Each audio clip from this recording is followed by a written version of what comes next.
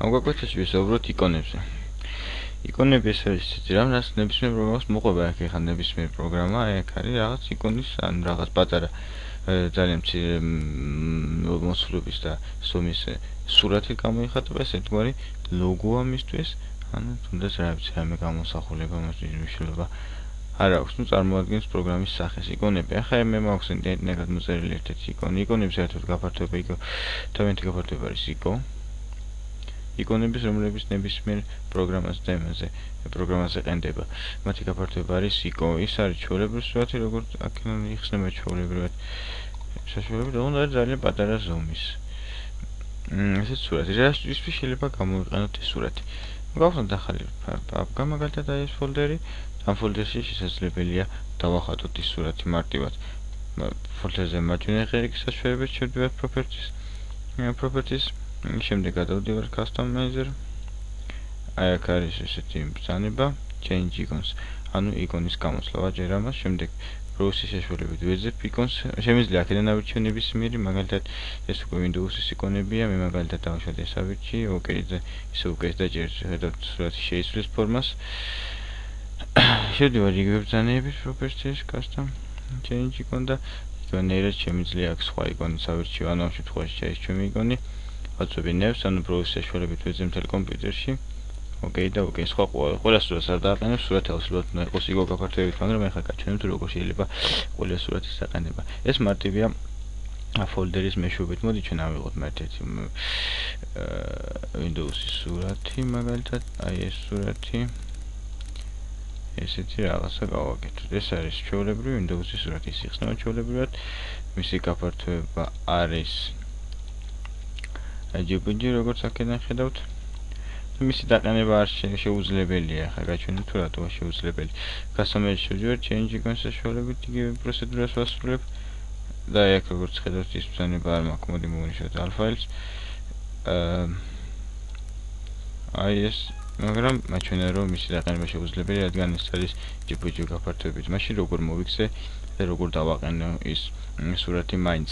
ამისათვის არის პროგრამა, აი ეს პროგრამა, რომელსაც მე მოყვება ამ გაკვეთილის ქვევით იქნება და შეგიძლიათ გადმოწეროთ ესეთი პროგრამა.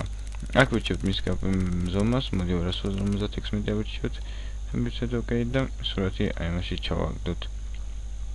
ისე 256 საშუალებით OK და აქ შეგვიძლია ვარედაქტოროთ, აქ გვაქვს ამის საშუალება, მოგლეთ რომ მასზე ჩავატაროთ ნებისმიერი, რა ვიცი, რაც გაგიხარდებათ, წეროთ და ასე შემდეგ გვაქვს მის საშუალება და შესაძლებლობა ფერი შევუცვალოთ, რაღაცები რა როგორც ჩვენ გაგიხარდება, რაც უნდა გავაკეთოთ.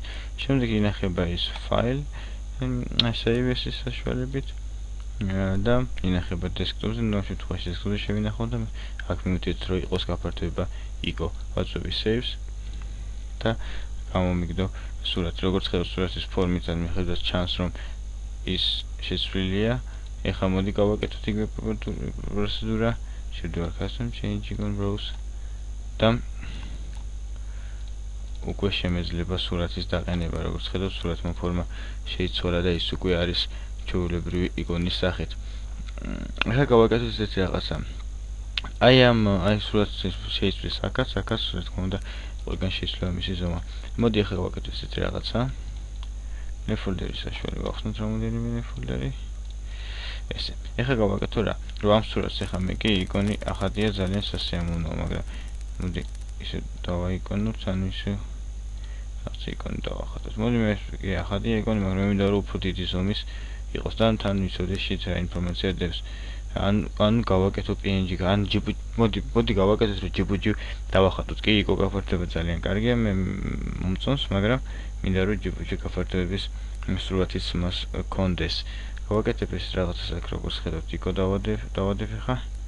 ეს არის იკო. და ხედავთ მისი მოცულობა როგორ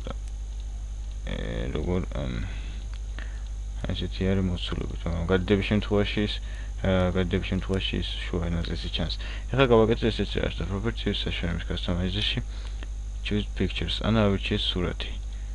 დავაჭერ აი ამ ბრძანებას უკვე JPG გაფართოებით, როგორც ხედავთ სურათი აირჩია.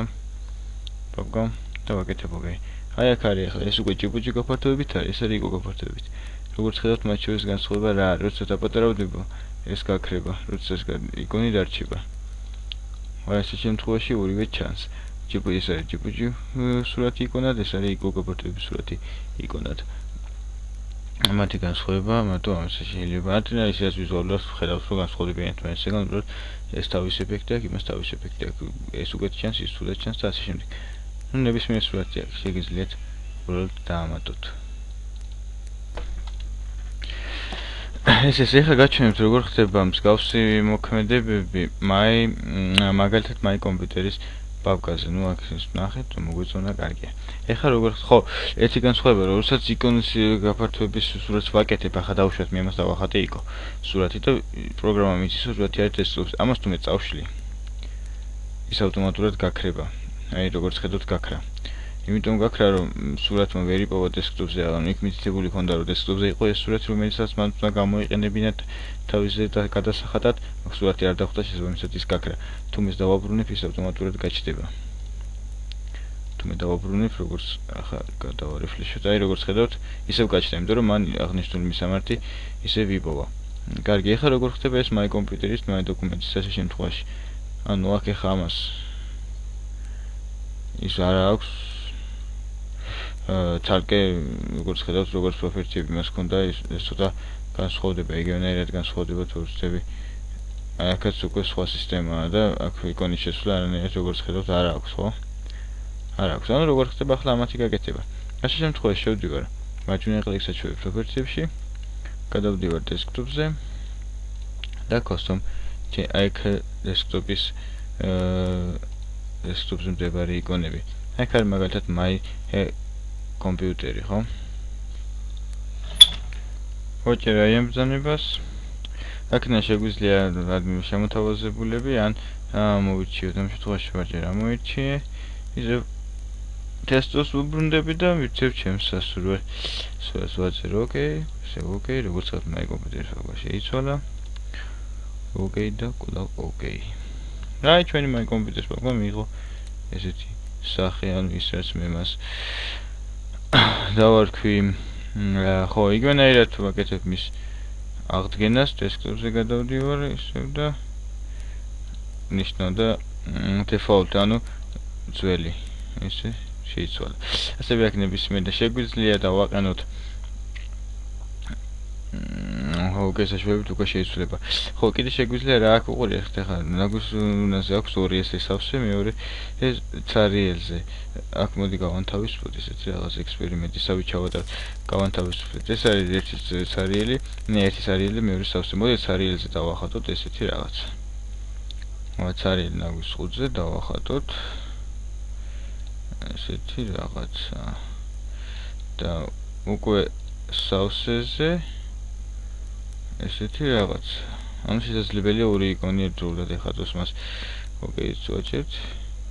ნაგვის ხუთი ცარიელია გვიჩვენებს ეს და როგორც ხედავთ მას აქვს რაღაც გლობუსის ფორმა, ანუ ისაც მივუთ. თუ მას ჩავაგდებ სურათს, მან შეიცვალა ფორმა და მიიღო იმის ფორმა, რაც მე სავსე ყუთზე მივუთითე. წავშლი, ისე გლობუსის ფორმას მიიღებს. ნუ ეს ესეთი პატარა თამაშისავით გამოდის, მაგრამ ყოველ შემთხვევაში გასაფორმებლად, კომპიუტერის გასაფორმებლად საკმაოდ ორიგინალური ხერხია იკონების მომზადება. სულ ეს იყო.